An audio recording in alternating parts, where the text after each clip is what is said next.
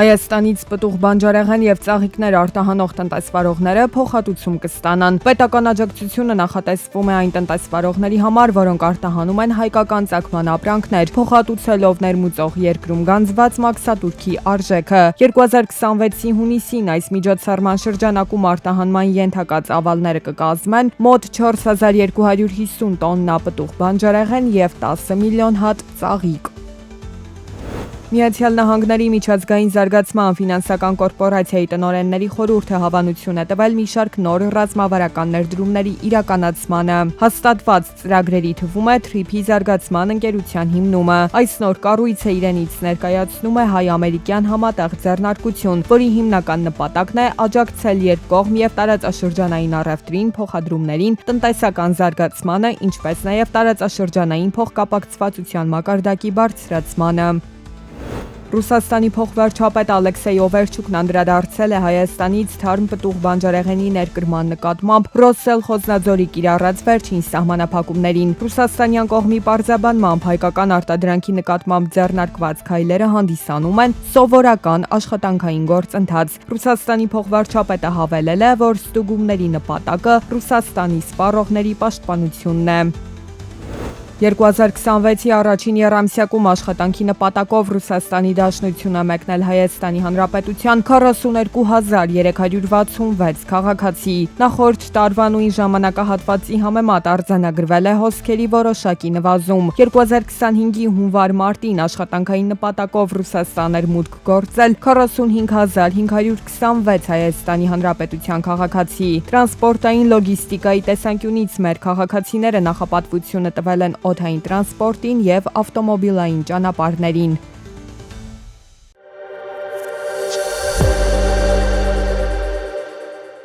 Միացյալ Նահանգների հում նավթի եւ նավթամթերքի ընդհանուր պաշարները նախորդ շաբաթ նվազել են 10.6 միլիոն բարելով, հասնելով 1.57 միլիարդ բարել։ Սա ամենացածր ցուցանիշն է վերջին 22 տարվա ընթացքում սկսած 2004 թվականից։ Փորձագիտական շրջանակների գնահատմամբ Միացյալ Նահանգների վարչակազմը ստիպված է ակտիվորեն օգտագործել երկրի ռազմավարական պահուստները։ Այս քայլն ուղղված է Իրանի շուրջ ստեղծված հակամարտության ֆոնին էներգակիրների համաշխարհային գների կտրուկ աճը զսպելուն։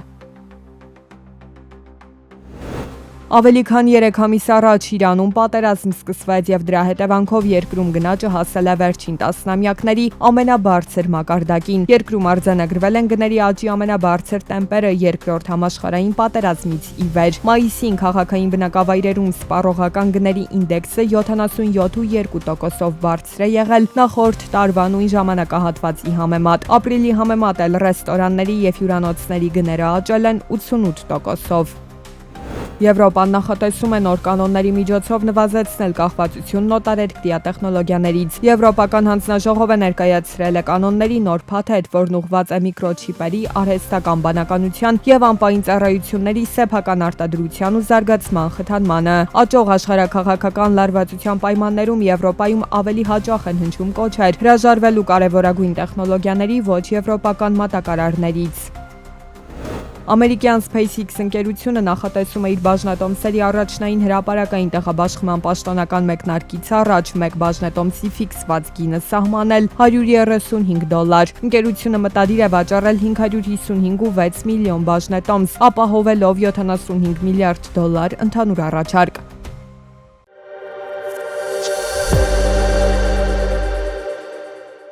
Կոնգոյի Դեմոկրատական Հանրապետության հիվանդանոցներում իրավիճակը գնալով սրվում է։ Մայիսի 15-ին բռնկված էբոլա տենդի 17-րդ ալիքն արդեն հատել է երկրի սահմանները, թափանցելով հարևան Ուգանդա։ Պաշտոնական տվյալներով վարակվածների թիվը կազմում է 344, 60 մարդ արդեն մահացել է։ Սակայն սրանք միայն այն դեպքերն են, որոնք հաջողվել է լաբորատոր հաստատել։ Իրական պատկերն անհամեմատ ավելի մտահոգիչ է, քանի որ սահմանների բաց լինելն ու բնակչության բարձր շարժունակությունը մեծացնում են տարածաշրջանային տարածման ռիսկերը։ Առողջապահական ճգնաժամին արձագանքելու եւ համաճարակի աշխարհագրությունը զսպելու համար միջազգային հանրությունը սկսել է խոշոր ֆինանսական միջոցներ մոբիլիզացնել, որպեսզի երկրները ստիպված չլինեն դիմել ծայրահեղ տնտեսական սահմանափակումների։ Ավստրալիան արդեն 5 միլիոն ավստրալիական դոլար է հատկացրել համաճարակի դեմ պայքարին։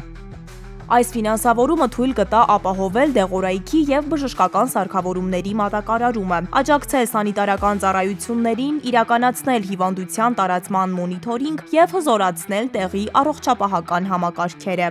Միլիոնավոր դոլարների կառավարումը վստահվել է միջազգային հեղինակավոր կառույցներին, մասնավորապես Առողջապահության համաշխարհային կազմակերպությանը, ինչպես նաև Կարմիր խաչի և Կարմիր մահիկի ընկերությունների միջազգային ֆեդերացիային։ Բացի այդ, ավստրալիական ֆինանսավորման մի մասն ուղղվելու է համաճարակներին պատրաստվածության ապահովման նորարարությունների կոալիցիային, Էբոլայի դեմ պատվաստանյութի մշակման աշխատանքները շարունակելու համար։ Միջազգային այս աջակցության գլխավոր նպատակներից մեկն էլ հենց այն է, որ տուժած պետությունները պահպանեն բնականոն տնտեսական հոսքերը ու սահմանային վերահսկողությունը, քանի որ արտաքին աշխարհից մեկուսացումը կարող է կատարյալ ձախողման տանել հակահամաճարակային ողջ լոգիստիկան։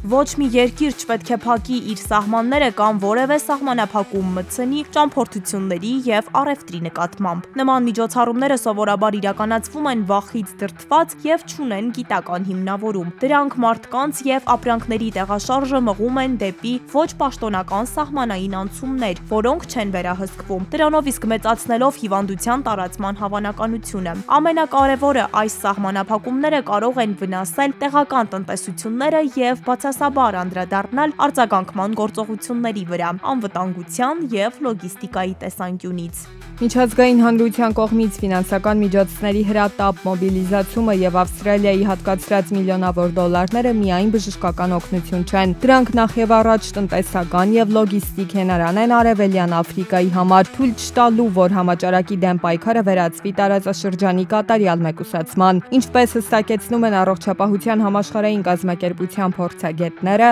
սահմանների փակումն ու առևտրային բլոկադան ոչ թե լուծում են խնդիրը, այլ ավելի են խորացնում ճգնաժամը։ Տեղական տնտեսությունները տանելով փլուզման, իսկ հիվանդության տարածումը մղելով դեպի անվերահսկելի դաշտ։ Այժմ գլխավոր մարտահրավերը մնում է մեկը՝ ապահովել, որ հատկացված ֆինանսական հոսքերը տեղում վերածվեն կայուն ենթակառուցվածքների։